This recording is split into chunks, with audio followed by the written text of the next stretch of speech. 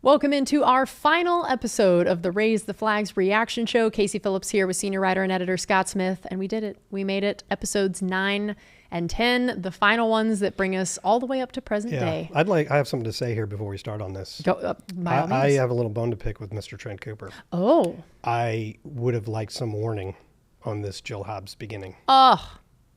I'm kidding, of course, but So I did not know that was coming. I didn't either, and I was so happy it did. It was so good. So, again, real quick before we start, our general disclaimer: if you haven't watched episodes 9 and 10 of the documentary, do that on Amazon Prime. Then come here.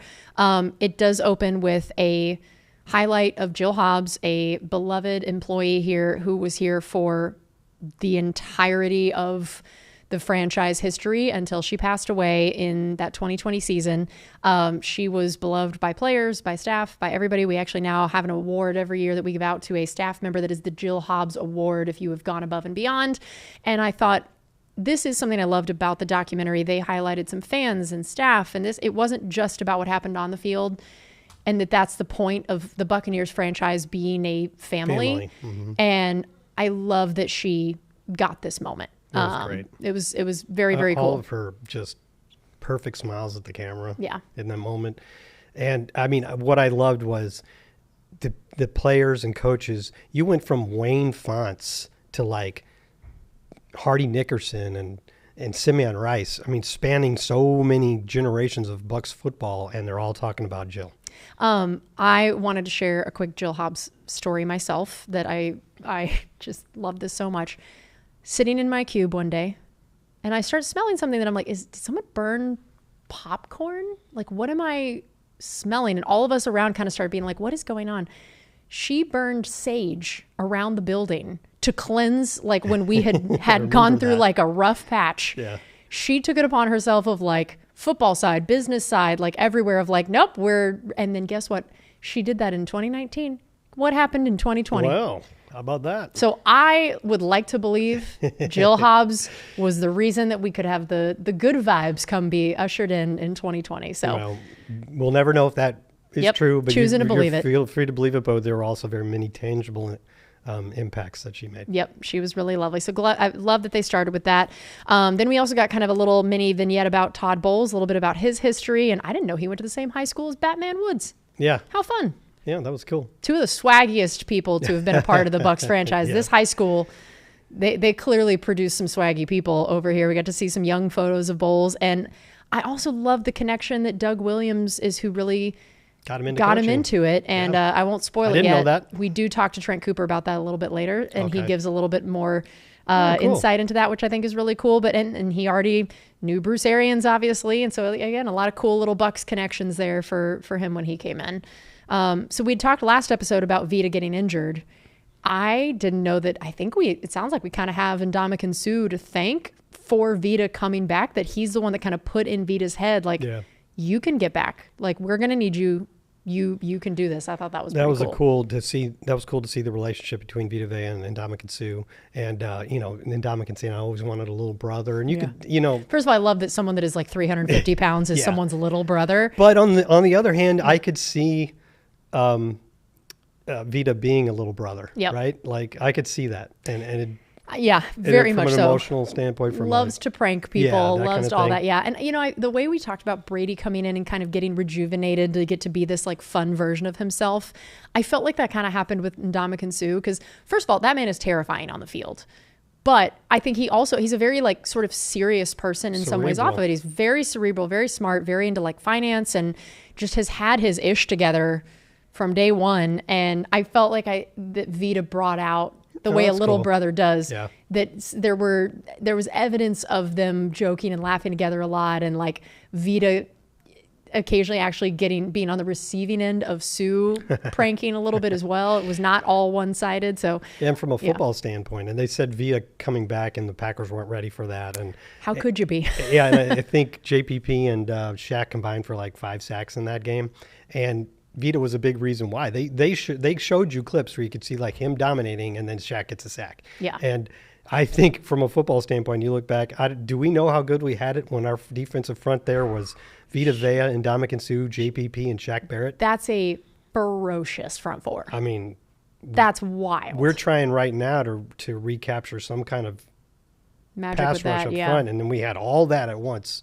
That's a lot. And it, we know how that came through in the Super Bowl. It reminds me of sort of how our kind of receiver room is now, of like, how are you going to stop all these people? Like, it's just not, if you double team this guy's going to do something. Like, and that's how it was with that defensive front of like, who are you going to focus on in that group? And the way that we've seen that Vita draws a double team every time now, and you can't always do that because then Sue or JPP or Shaq, that was an incredible front group. Yeah, and before we leave that Green Bay game, the Scotty Miller catch, and most of your really big moments in franchise history are from your all-time iconic players, like Rondé Barber and Mike Evans, Derek Brooks in the Super Bowl, Simeon Rice in the Super Bowl, all those things. And then you have Scotty Miller. Yeah. And he's still in the league. And no offense to Scotty Miller, he's having a nice NFL career. But we're talking about a 6th-round draft pick who was probably your 4th or 5th leading receiver that year. And you have Rick Stroud on there from the Tampa Bay Times, who has seen a lot of Buccaneers football.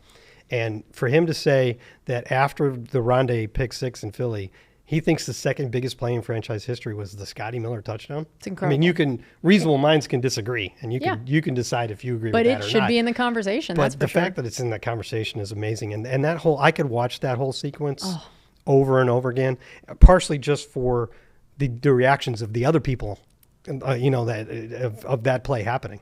And everyone loved Scotty.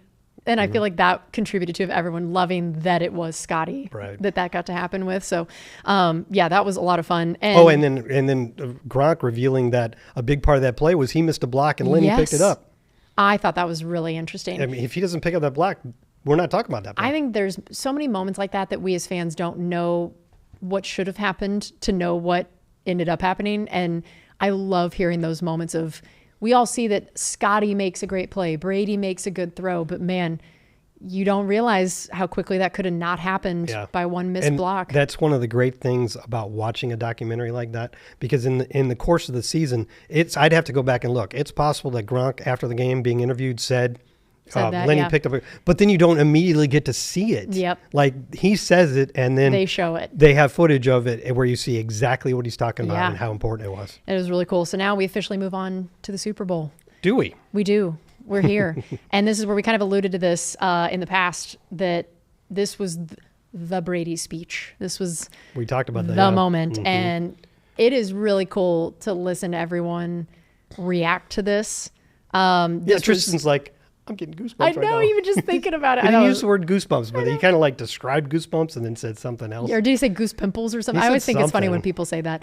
You could tell it still has the impact to this day. And man, I wish I could have heard that. I wish I could have been in there for that, because it sounded magical and very cool. We talked about it, I believe, in the previous episode. So just to bring it back, the fact that Tom saved that for that moment, he didn't waste it. Yeah, and he didn't give him fatigue by making big speeches all through the year. He knew when to do it. Yep, he knows Super Bowl is when you bring out the big guns, and it worked. And man, I forgot in this game, we were feeling sassy in this game. Brady jawing at Tyrann Mathieu a lot. That was kind of fun to see. Yeah. I love when that side of Brady comes out, and then of course the peace sign. Yeah, but also there's all this stuff about how confident we were, and we had the perfect plan, and Brady saying something to Jason on the sideline beforehand about what a great day it's going to be.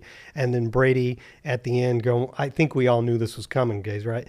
But then you also have the clip of Ali Marpet saying his legs were shaking and going, the stress is real. Yeah. Which I loved the honesty of that, that he wasn't trying to act like, oh no, I was fine. Everything was fine. Like, of course it's I was nervous and I wasn't even participating. I wonder if Tom was nervous.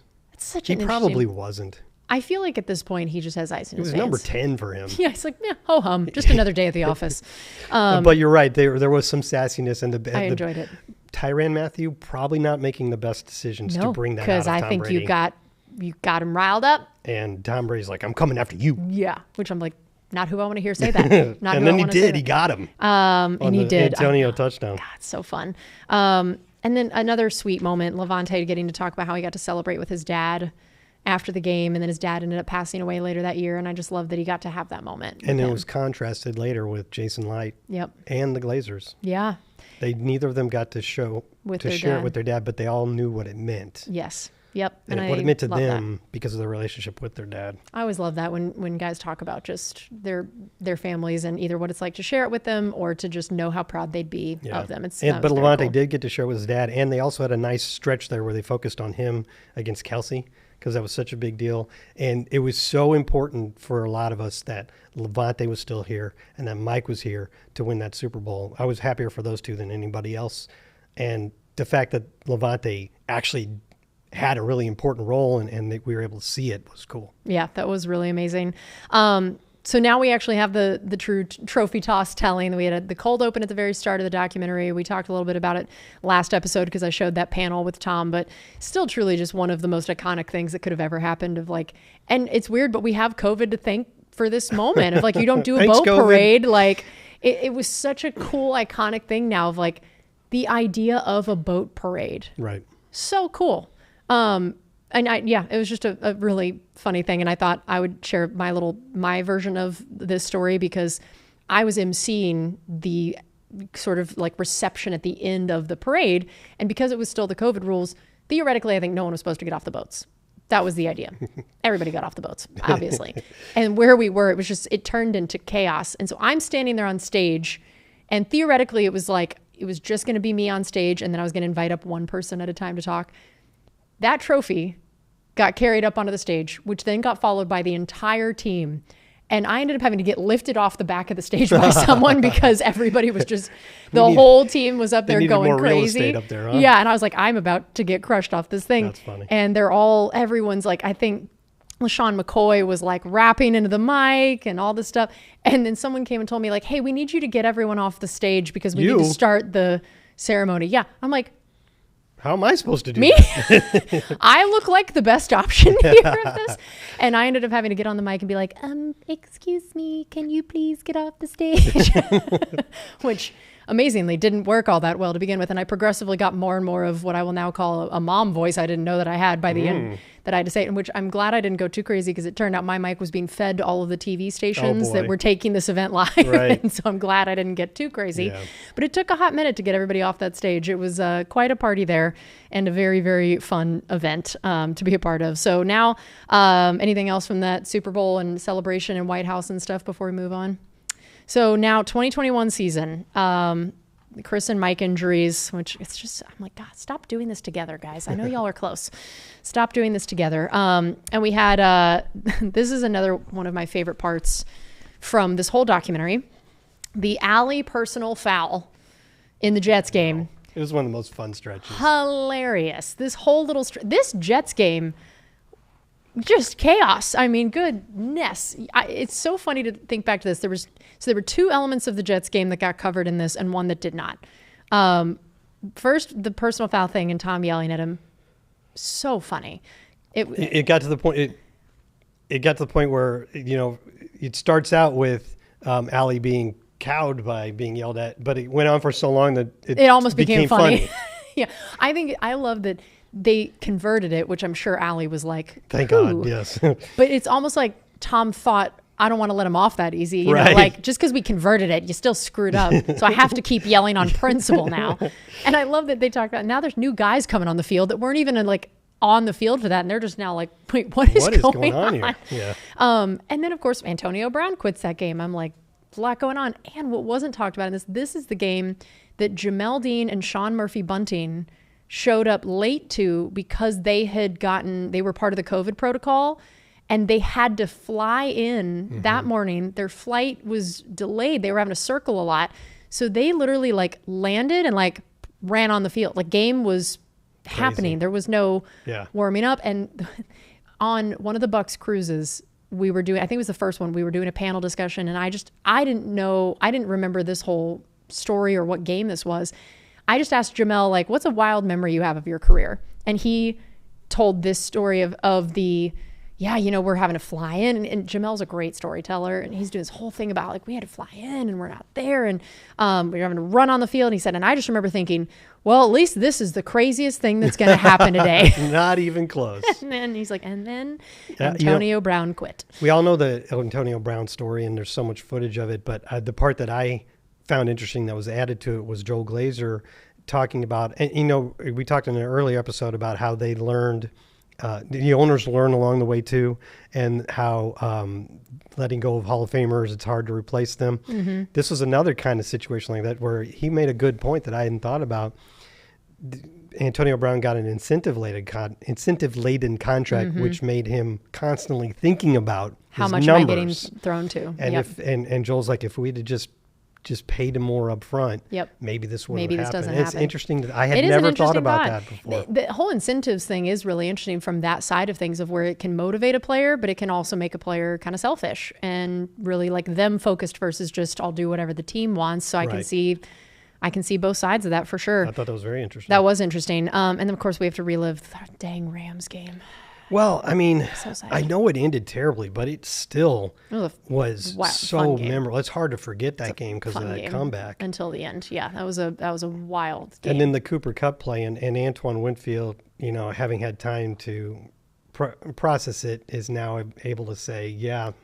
I didn't know that. I thought that was interesting. He was supposed to, and then they show the clip and you're like, okay, I can see it. Yeah. But, Another thing of where we sometimes as fans will blame just a player that is closest to a play. And it's often not correct. And it's often not correct. And I think that's always an interesting thing to keep in mind. If we don't know what was supposed to happen. Yeah, but then Antoine tells us. And then he told us, which I give him a lot of credit for. I'll tell you this. So the way that everybody talks about that Cooper Cup play, it is a direct parallel to the 1999 NFC Championship game and Ricky freaking Prohl. Oh, yeah. And it was a game where, it was like you weren't expected to win because you were down 27-3 Yep. or you were facing the greatest show on turf.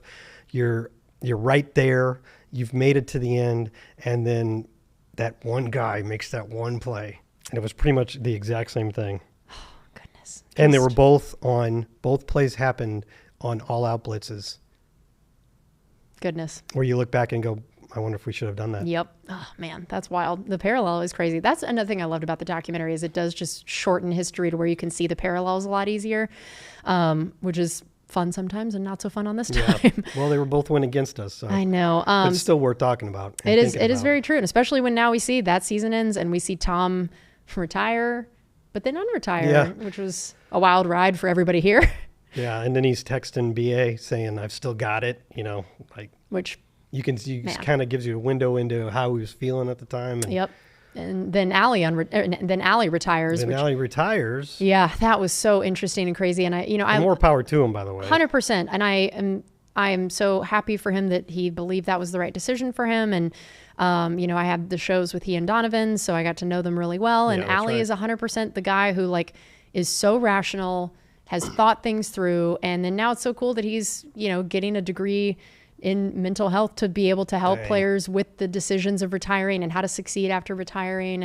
And truly there could be no one better to do that than someone like him. So it was a devastating blow, but very happy for him and his family that was the decision he felt like he needed to make. It was a devastating blow to the franchise. Yes, not to him and his family. To us. But what was I wanted to cry, but what was devastating to everybody involved then coming up shortly after this was the Jensen injury in training camp. Yeah, God, those two things happening back to back, and when you don't know, because then Allie would have probably been your guy that steps in for Jensen potentially at center, and so that was a whole other factor you don't realize. And it was kind of like we were talking about, or in a previous episode about the Chris Sims thing where he had the spleen injury, and then you're watching the footage and he's still playing and he's taking hits, and knowing what you know now, it's so hard to look at. And then they have this footage of Jensen getting hurt, and you see it, and then it keeps rolling, and you keep seeing the reactions, and people starting to realize this is really serious. And then of course you have Ryan talking about it a couple of years later, and he's so emotional, which of course he is. Of course he is, yeah. And it's him having to say it's not good, and then him saying he felt why it was hit him so hard is he felt guilty. Which is so felt sad. Guilty about letting no one's fault, not his fault at all. But I can understand that. I mean, especially when I think as an O lineman, it's bred in you that your job is to protect someone else. That's your job. And so if you aren't there to do that, you are letting someone down, is the mindset they have. And so I understand why, based on just how offensive linemen operate. But I mean, still tough to watch. Oh, not his fault. And just clearly a guy who loved football, loved his team, and just hate that's how it had to. And the Bucs won the division that year. Yeah. And I think it was that the 8-9 season? That's where we went on to lose to the wild card game to Dallas. Yeah. So the season, we won the division, which is great. Season didn't go the way people wanted. And to hear Brady say it was the most disappointing season of his career. Because that was a long career. That says a lot. And, of course, most of those seasons were great. But he had one where he got an ACL tear in the first game and missed the rest of the season. Yep. And he had some seasons there at the end of his Patriots career that, weren't awesome. Yeah. But this was the worst one to him. And it was, I mean, we all now know it was hard for him from like a personal standpoint as well as a football. And this is when he, missed those days of training camp because of the personal matter. And I also, this didn't get to be included in the documentary, but I love that now that Gene Deckerhoff announced his retirement, which we should say, again, has now happened since the documentary, so it wasn't included, but we both love and of course, just everyone does. Gene is the absolute best, so we wanted to shout him out on this and say congratulations on your retirement. We're all very sad, but happy for you. And, he did a press conference before his last game calling, and he told a whole story about how he never met Tom Brady. Oh, I know, because of COVID. But this season he would have gotten to because we didn't have the COVID restrictions. But the days he came to training camp were the ones that Brady was gone. So he was just like... That's crazy. I thought that was such a wild story that he never even got to meet him. I hope that somehow we remedy that. I remember people asking me that first year, what's Tom Brady like? I'm like, it's COVID. I'm not in the locker room. I don't know. I don't get to talk to the guy. My first interviews with him were on Zoom. And some of them, it was so weird because we were even in the same building, but you weren't allowed to be in the same room. So I'd be on Zoom upstairs and he'd be on Zoom downstairs. And then even when we finally got to do one in person, it had to be outside and we had to be sitting really far apart. Literally the first time I ever talked to him one-on-one was at the ring ceremony. Oh, yeah. Yeah. I had to do an interview with him, of course, we signed him the week COVID, where we didn't know what Zoom was. We didn't know what we were doing. Right. We had a conference call. And for signing Tom Brady. They were going to have me do this interview with him. And I'm having to create, first of all, I had to build myself a set in my apartment. That was comical of pushing bookcases over here and whatever. And then I'm having to create me a Skype, create Brady a Skype, send the login info, learn how to record it. And I'm obviously just at my apartment by myself. And I just remember being like, I can't screw this up. This was with Tom Brady. This is going to be our first interview and all this stuff. And just praying that all the technology worked and everything. I was like, I don't want, and it all worked fine, thank goodness. But I was like, I don't want to be in charge of this by myself with no one else to talk to.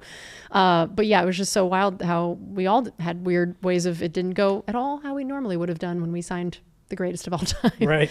The things we would have liked to have done when we first signed him. Now he retires for good after that season. And this is where the thing we kind of alluded to of Joel making that quote of he kind of won us 2 Super Bowls thanks to the Tuck rule and then him coming to this one, which I thought was very cool. Connected all the dots. Yep. So now we go to 2023. This is sort of what I would call the modern era of now it's enter Baker. Yes. And of course, dealing with the infinite cap ramifications of pushing all the chips in. And that was something I didn't mention about the boat parade that was so funny is in that ceremony. I just remember that someone would get up to talk and they'd not going anywhere. Yeah, they'd be a free agent like Levant or something, and Brady or BA would just grab the mic. You're not going anywhere. You're coming back. You're coming back. Like that Oprah, and you get a contract. And they did it. And then, did we have to start dealing with some of those consequences? Shout out to Mike Greenberg and Jackie for figuring it out and not having to truly start over, which is amazing. I feel like we should have, because normally that's what would happen. And they figured out a way to make it work. And part of that was getting Baker for cheap and for the quality quarterback he was on a prove-it deal. And this is the part, and I alluded to it earlier when we were talking about Tom Brady coming in here and what Jason Light and BA said to him, and they said the exact same thing. 2 things that were exactly the same. Tom Brady at some point used the phrase no-brainer to come here. Baker Mayfield later used the phrase no-brainer to come here. Yeah. And then in both cases, BA and Jason Light, I guess mostly Jason Light in this case, said to him, you be you. We're not trying to change you. And that's exactly what Baker needed to hear. 100%. After he's had to go through so many, offensive coordinators and different places and the pressures of it all, to just know that we wanted Baker. We wanted pure unfiltered Baker. All of Baker. And man, I love how Tampa embraced It's amazing how Baker. quickly. Both the team and this comes through in the documentary, which is what we're here reacting to. It comes through the Minnesota game, the first game where he's running through, defenders, get your weight up, little boy. So fun. It was clear that, and then they had interviews from people on the street. And this is after one game. And people were like, he's my favorite Buccaneer quarterback of all time. It's amazing. Totally won over the team immediately. Yeah, and here's the thing. I think no matter when Baker joined the Bucs, it would have been this way, because I do just feel like there's something about who he is, who Tampa is, that like it would have worked. But I have to give him so much credit for doing it following the GOAT. I think now it's easy for us to forget how everyone's just like, I wouldn't want to be the one that follows Tom Brady. Like, I wouldn't want to be the one to do that. We always know you want to be the guy that follows the guy after the guy. Yeah. And Baker was like, nah, man, I want to be the guy. And like, I think that's exactly what we wanted and needed, what he needed. And I think the doc did a good job of showcasing how much we all loved him. And then I think the Mike Evans 1,000-yard, I feel like at this point I've probably said 12 times, this was my favorite moment of the documentary. So I recognize that I'm lying. This was up there, man. Well, I'll agree with you, because I have it written down that I think I've now watched that sequence 9 or 10 times. I love it. And it's a tight little thing. I mean, you don't have to spend 20 minutes on it. It's the sequence near the goal line, how people are feeling about it, how Mike feels about it. He's probably not going to get it now. We have to get the ball back. The play happens, how Todd feels about it, how Mike feels about it. And I've watched it 9 or 10 times already, and I already know for a fact that in the years to come, I'm going to come back to it. Like maybe once a year or something. I'm just feeling down. I'm watching that again. Let's just watch that. That's going to be my little boost. If you're like, sometimes I'll go on YouTube and just watch Mike Allstott highlight reels. Oh, nice. So this is the same kind of thing. Yeah. Like this is timeless. Yep. I'm going to be watching this 15 years from now. I agree. And I think, so to me, this was when we had that premiere night back at Tampa Theater, this was one of the clips chosen, that we showed 5 different clips from the documentary chronicling each sort of era of Bucs football. This was the one chosen for sort of the outside of the recent Super Bowl, sort of the modern era. Man, the goosebumps, the vibes in the bill, like you could just tell, like watching this with other Bucs fans. And what was cool was, before I would tee up each segment, I would have to give a little spiel of what we were about to watch.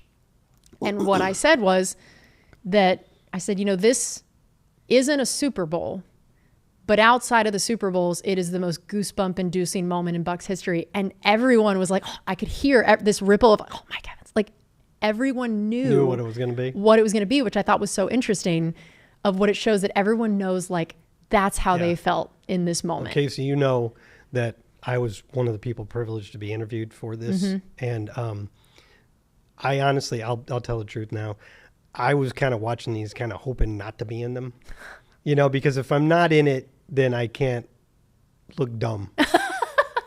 Right? The confidence. I don't need to be the one. I mean, we got so many people to highlight. So early on in the first couple of episodes, there were moments I'm like, okay, I got through that. Good. And then I'd watch whole episodes and not be in it and be good. I'd be glad. And then we got to this part with Mike, and I actually was quoted a couple times, and I actually am kind of happy about it. Yeah, you're like, I want to be a part of this part of history. When I get to go back and watch that, I'm sitting there watching myself going, this was a 9-yard completion in a game that was completely already decided.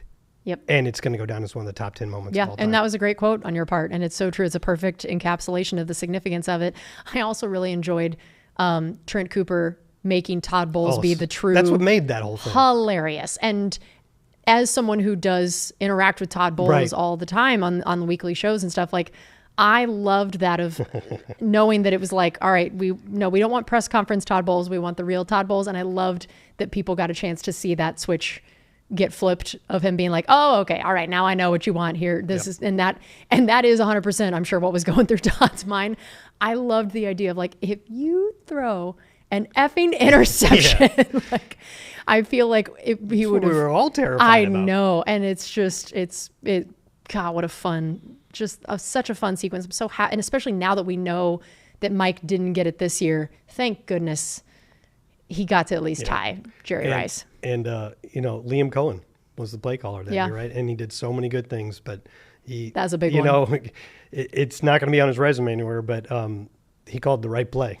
Well, and that was something I liked about it, was that they talked about that, like, they changed plays. Like the first thing they called, they were like, no, wait, not that. And then got to switch it. And I thought that was really interesting. I am on. Because the Saints knew who was getting the ball. This is what I have said, that this has been my comment I've made about this whole situation. I believe that literally the only piece of evidence you need for why Mike Evans needs to be a first ballot Hall of Famer is that every single human in that whole stadium knew he was getting the ball, and he still got the ball. Yeah, and I joke about that, about like the Mike Allstott 2-point conversion against Washington in 2005, how everybody knew Mike was getting the ball.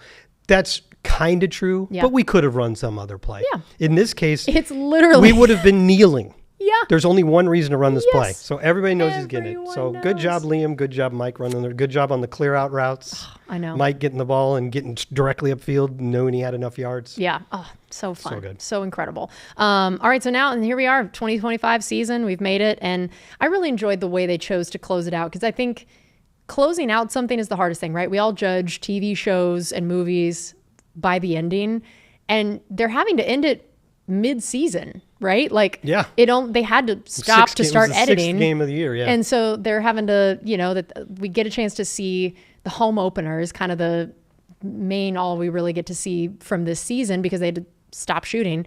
And I love the way they chose to ride with Brian and Joel Glazer to the stadium, and then reminiscing about how many opening days they've gone to, and thinking back to when they were handing out the donuts, and I couldn't believe they were able to find footage of that. And just to hear the passion and the love they had talking about that as they drove to the stadium, and just this whole montage we see of what a cool thing of how to close it out with the celebration of the 50th anniversary that day.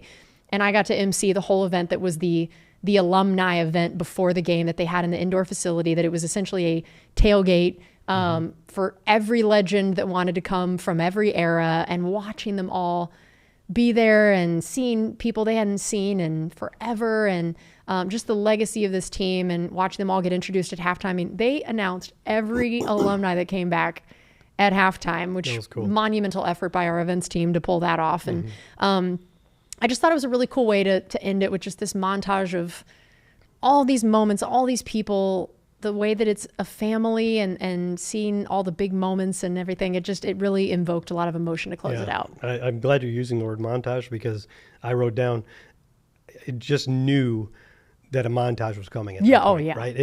You had to have a montage and it was a good one. That starts from the beginning, and you're seeing fans and players in orange from the 70s, and it didn't disappoint. Yeah. It was a great montage. It was a really beautiful way to end it. And I love that the closing credits, all the other episodes, it was who's the greatest Buck of all time. And this time they closed it out with just showing the Hall of Fame speeches, which I thought was lovely. All right. Well, as we have done every other episode, let's hear from Trent Cooper on how he finished this thing out, the closing final episodes that take us up to present day. So let's talk to Trent Cooper. Well, Trent, we made it. The final one is here, episodes 9 and 10. And first, what a cool experience this whole thing has been, and to get to relive this Super Bowl and this era, and all the way up even to this season. It's so incredible. And now you've gotten a chance to cover both Super Bowls. What was unique about covering this one as compared to the first one? How did you try to really show the difference in the story, and it not just be, oh, look, another Super Bowl, that these are such different situations? Yeah. How did you try to lay that out? I think it's not our first time, and that is a completely different emotional journey. You're trying to get back. Yeah. We've been trying to get back for 18 years. We know what it feels like. Yeah. So the fact that it took 18 years, we had to suffer again, and we earned it, right? As fans, we earned it. And now here we're back. But before we even get started on that journey, we do a cold open with this beloved woman who is the heart and soul of the franchise, Jill Hobbs, who was one of the very first employees in the building, and she came to embody the spirit of the organization. And we shine that light on her, and she has these very emotional, like her last words to Brian Ford, beat the effing Packers. Yeah. And then we go and beat the Packers, and it's just tension and emotion. COVID's here, and we're this close, and we're going to host our own Super Bowl. Are you kidding me? We're going to be the first team ever to host. that just changes everything. And then you got to go beat Patrick Mahomes. He's really good. Yeah. And even if you have a lead, it's not safe. He's really good. And I remember I was at that Super Bowl, and I remember feeling it never felt like the game was over. Yeah. And now I'm looking back like, golly, we had a big wasn't lead. even close. I know, it's so true. But you just couldn't. He's so good. Yeah. And this is peak Kelsey and peak and that defense. My God. Just ruined his day. Ruined his day. And it was unbelievable. Bowles was magnificent that night. I would agree with that, which I'm glad you brought him up. One of my personal favorite Yeah. parts of this whole podcast is you telling him to give you real Todd and Yeah. watching the shift in that. Real Todd is a thing. Real Todd is a thing, which I really appreciated. To me, just personally, that fans got to see this, being someone who sees sometimes the coach speak Todd versus the real one. And I thought that was a really cool moment, and just wanted to hear from your perspective as an interviewer, because that's the one time we sort of hear you as an interviewer in the podcast, and why that moment made you be like, no, we gotta go with the real thing here. I think fans don't get it. They don't understand who real. It's because Todd doesn't show the fans who real Todd is. Yep. But there's a reason that these players will do anything for him. Yep. He's got an it factor that is undeniable, that only they see. Mm-hmm. And the only reason I even know about it is I do have a little bit of history with him. One of my very first features ever for NFL Network was on Bruce Arians. And then when he was in Arizona and he was coach of the year, and they'd sent me out to do a little story on him, and I had Todd as one of the supporting voices in that piece. Got to know him a little bit. A couple weeks later, I'm pitching the story about the hot defensive coordinator in Arizona. I think we can do another feature just on Todd Bowles. They sent me back to Arizona, did that, and I've worked with him 4 or 5 times since then. So I'm always seeing different sides of him. And the day we interviewed, he was the first hour he was doing the press conference, Todd. And I'm sitting there going, no, I can't. This isn't right. No. And then we broke for lunch, and I sat with him at lunch. I said, help me out here. Yeah. I know there's another side that you just don't want the world to see, that the players always see. And he started laughing. He goes, oh, you want real Todd? Yes. And he was laughing. I think Nelson was with him, and a couple of he goes, yeah. He goes, he wants real Todd. I'm like, I desperately want real Todd. So now I know there is a real Todd. I know he's willing to do it, but he's not going to do it 24/7. Nope, he's strategic. So we waited for the right moment, and then I put the brakes on and said, want real Todd. And what a great moment. He was nice enough to give it to us. Yeah, and that moment is also one of my favorites in the documentary, of the way you covered the Mike Evans 1,000 yards. That what an incredible moment for the franchise, for Mike, for the team, all of it. And I wanted to hear what made you decide that moment needed the kind of coverage it got. That, as we talked about in a previous episode, of how you decide when to speed up, when to slow down, what are the moments in the stories that are worth really sitting with for a while. I think we all knew. I mean, we knew when that happened that was like a Mount Rushmore Buck moment. Like we as fans knew, because we love Mike Evans. Yep. Right? Yep. And what a milestone and so forth. But like the drama of that last 5 yards. We all aged a decade. And what was weird is we had done most of our interviews. I was down to like 2 interviews. So not many people, there's a reason that not many people talk about it, because we'd already shot their interview. I don't have Baker. I already shot Baker. Yeah. Right. So. That had to just break your heart a little bit. But who did I have? I had the Glazers, and I had Mike. Yeah. And I had Todd. Yeah. It's not bad. Not a bad group. But I think the thing is, we all love Mike. We don't know Mike that well, but we love him. And I think that this series, you get to know him a little bit. You're going to see early on that backstory with what happened in his early childhood. Makes him who he is. Yeah. And it was kind of tough to do. It was kind of tough to go there. It was tough for me to go there. It was tough for him to go there. But we had to do it, because you got to know that there's a lot to this guy. He is a deep, special human being who's been through some crap in his life. Mm-hmm. And he has now come out the other side of it. And not only is he the greatest receiver of all time, but he's giving his gift away to the world in the same way that Derek Brooks did, in the same way that Leroy did. The stuff he's doing out in the world, in the community, for kids that are going through domestic violence situations and stuff like that, like he is making the world better. And I just wanted us to know, to go on the journey. You had to know what he went through in order to go through the journey. So when that guy has that moment, there's a reason that the team desperately wanted it for him. Nobody cares about record. Who cares about a record? They want it for the guy. Yes. They wanted the guy to get the record, their guy to get the record. Mm-hmm. And the fact that Tom Brady is on the broadcast, calling it for Fox, and we don't shoot. You know, your audience may not know this. It's not our job to shoot the games. Yeah. We're doing a documentary here.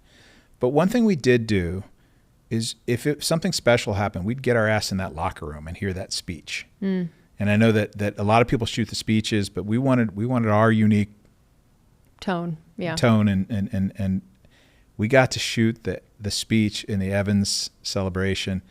And my director of photography, Eric Weiss, man, he was right in the middle of it. And you feel what it's like to be in that room with those guys, and they're jumping up and down, and they're dunking water all over. The water's getting all over the camera. I mean, it was goosebump city, man. We got it. We were right on top of it. That was an incredible moment. And, you know, we are to the point now where it is so recent that you're including this season, some of it in there. And I wanted to hear how you decided when and how to cut it off, and just even the process of finishing it. You're trying to include at least something from the season because it's 50 seasons, but you also have to deliver this to Amazon Prime. So tell me how that went. Well, there's a very natural breaking point, and that is week 3 of this season was our first home game, and it was the Buccaneers organization did a lot of very special things for that game. They threw a massive event where they invited back like 200 of their legends. They flew them in from all over. Mm-hmm. Everybody came back, and they had a great tailgate party, and they were at halftime. They were honored, but more importantly, they were just together. Yeah. It was a great moment for the fans to see them, but like just they got to hang. So you start seeing these guys that they cross generational, eras, and they all want to get to know each other, and you just kind of watch that from afar, and you see how important it was for them to come back, how much it meant to them. Anyway, so that weekend just seemed like the perfect way to sort of cap where we are, because we really want the fans to see and experience this doc during this season. Mm-hmm. And listen, if we win a Super Bowl, which I'm not closing the door on, we'll make another episode, promise you. Yeah. But right now, this is the 50-year journey, and that third game, there was something very special. There's a couple of really cool speeches and things that just kind of brought it home. That seemed like a really good breaking point. Yeah, and when you are talking about how you want to end something like this, I feel like whether it's a fictional TV show, movie, book, the ending is so important. How do you land the plane? Yeah. So as you thought about that, how did you want to land the plane, and what emotional tone did you want to hit in those literal final seconds? There's 2 things I wanted to do, and it took me a long time to get here. It took about a year to figure this out. I wanted there to be a song that just struck the right chord, that just it meant something to me personally, but it would work for a bigger audience that didn't have the personal. For me, all this has to be personal. I have to feel it in order for you to feel it, right? So I had to find the right song, and I'll get to that in a second. And the other thing is I wanted us to end with Brian and Joel, because it kind of all started with Brian and Joel. And even though Ed, who's amazing as a producer and was in it with me 24/7 for a year and a half, one of the first things he said to me was, none of this happens without Brian and Joel. And we can never lose sight of that. Yeah. Because they were the guys on the front line day one that fought for this. And even their dad would say it, and everybody. So I wanted to end with them. So we got them to agree to let us follow them as they drive to the game together that day. Sounds easy, right? It's not that easy. Yeah, no. Because remember, they got a lot going on game day, but they also care deeply about what's going on. They're just anxious and nervous, and like team owners are kind of a mess on game day. They don't want to be messed with. They just let me Let me stress about let this. me stress this out. Like, you're not stressful. For you and I, it's stressful. Imagine for them. Yeah. So I had to kind of fight through that. And I think what we got is we kind of leaned into that anxiety, and you feel it as they're driving in. So that was pretty cool. Yeah. And I just let them talk, and I'm like, a little behind the scenes stuff. Like, I think I'm sitting in the trunk of the SUV with my headsets on, listening, and I'm trying, like, I got to lay low so you don't see me.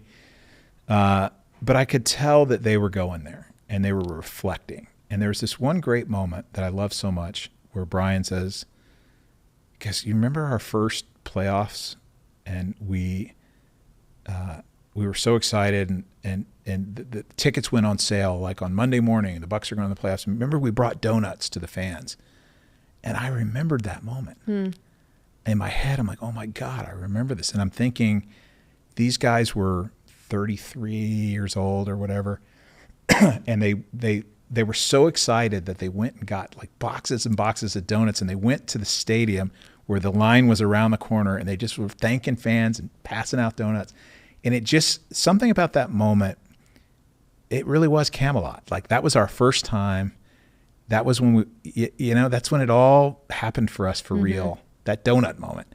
And I remember him saying that, and I was like, God, I got to find that shot. So I immediately called the archival producer. I'm like, you got to find a way. And he dug for weeks.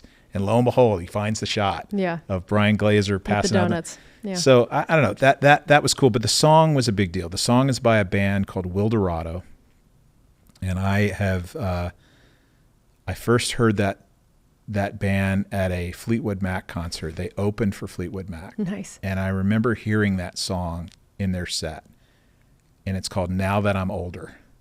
And it's a killer song. And they were such a small band at the time. I went to them after they got off the set, and you just walk right up to them. They're not like rock stars. They don't even have a record deal. Yeah. This was like 6 years ago. I introduced myself, and I said, someday I'm going to need that song.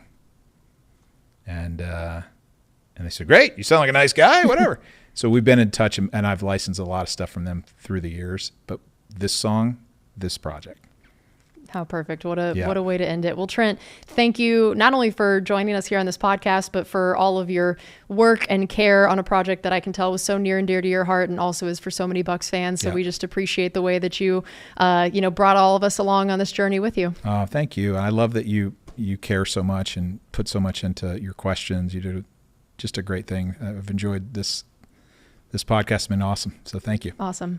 Again, thank you so much to Trent Cooper for talking to us throughout all 5 of these episodes. Really cool to get some of his insight and thoughts on it, and definitely a true Bucs fan. So what a cool way to have someone make this documentary. So any kind of final thoughts as we're closing out just here? There at the end, we were talking about that montage, and then you saw the Mike Allstott stuff, and he's talking about relationships. And I could tell you that stuff with Mike at the end was real. I mean, that is real. He told me back when he was ending his playing career that, like, I'd asked him some question about the most important thing of his career, and he's like, but the only thing that mattered. He's like, by far the most important thing was the relationships in that locker room that I made, and that's what I will carry with me for the rest of my life. That was the most important part of playing for the Buccaneers, and that led all into that whole everybody talking about family, which was the theme that you felt on the undercurrent the whole time, and then they kind of just put it into direct words with a lot of people saying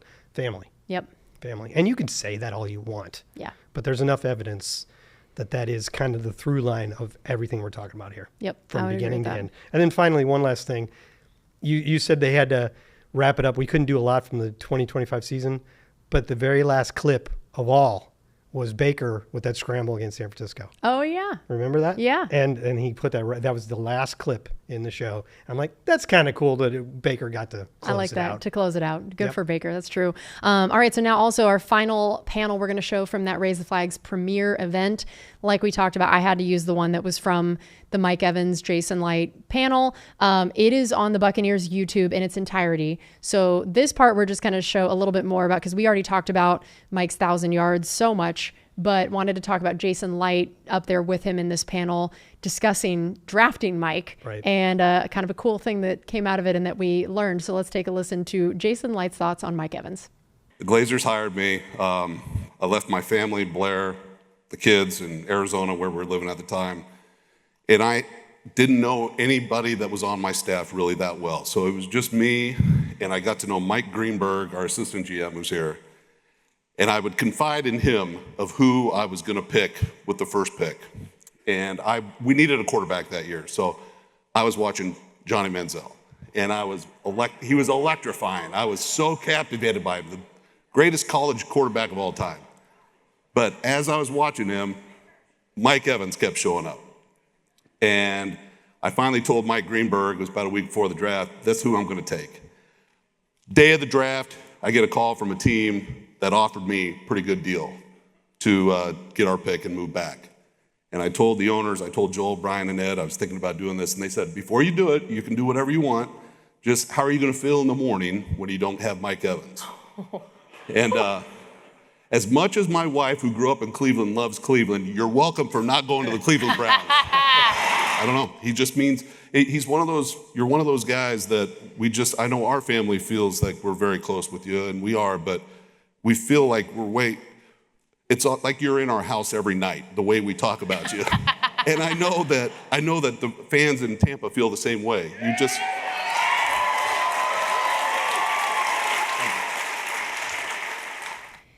Truly, I love doing that panel. It was so cool to we just got to sit up there and talk about how much we all love Mike in front of Mike, which makes Mike very uncomfortable. But also you could tell it meant a lot to him. And to me, one of my favorite things was after this event, Mike actually came up to me and said, this was my favorite event I have ever been a part of. Goodness. And that meant a lot to me. And I think that what was so cool about it was he got to feel the love of the Bucs fans, both at the event and then also reliving the 1,000 yards, because we played the part of the documentary that was the 1,000 yards. And so he got to sit there and hear everyone talking about him in that moment and how much it meant to Bucs fans. And then the reception to it from the Bucs fans, I think and again, as of the recording of this podcast, we don't know what the future holds for Mike Evans of how long he's going to continue to play and here and all of that. I think one thing we know is he'll be in Canton. And that is 100% true. First balloter to me, just no question. But I think for him, he is at least late enough in his career that he knows to soak in these kind of moments. And it felt like that event was one of those for him. And I loved getting to just sit up there and brag on him when he doesn't typically let people do that. Yeah, you said he was uncomfortable with everybody talking about him. One thing I thought was kind of telling was Jason Light was talking about him, and he was going, and then he kind of changed. He goes, I mean, you were. Yeah. You're talking about it like he wasn't there. Because it's become such an important part of Jason's career and life and family life. Mm-hmm. And so he's just thinking about it in the big picture way. And they're like, oh yeah, he's sitting right next to me here. Yep. But it didn't stop him from praising him up and 100%. I love how you talked about, he's like, the way we talk about you, it's like you're in our house, exactly. all the time. Yeah. And I loved you're welcome for not going to Cleveland. Yeah, that was quite a story. I loved the owners saying to him, how are you going to feel when you wake up tomorrow if you don't have Mike Evans? What a question. That's perfectly timed. Remember, you go back to the 95 draft where they're in the room, but they can't really say anything. This time they got to say something. They said the right thing at the right moment. They really right? did. That was some perfect advice there. Well, any final thoughts? We good? It's if you haven't, well, hopefully you have watched them all if you're watching this show. So we didn't spoil everything. Didn't spoil it for you, but I think just the part we were talking about there at the end, and I really love the way that at the end, kind of an underlying theme that we weren't thinking about but got mentioned here and there, kind of tied it all together at the end with the way so many guys that have played here think of it as a family. Yep. It was beautiful. It was beautifully done. Congratulations to especially Trent Cooper and Ed Glazer, who were the champions of the project. And I think all Bucs fans and ourselves say, thank you for giving us that gift to relive so many moments that mean so much to us as well. And thanks to all of you guys for being here with us for this reaction show. We really appreciate it. We hope you enjoyed it. And go Bucs. Enjoy this offseason.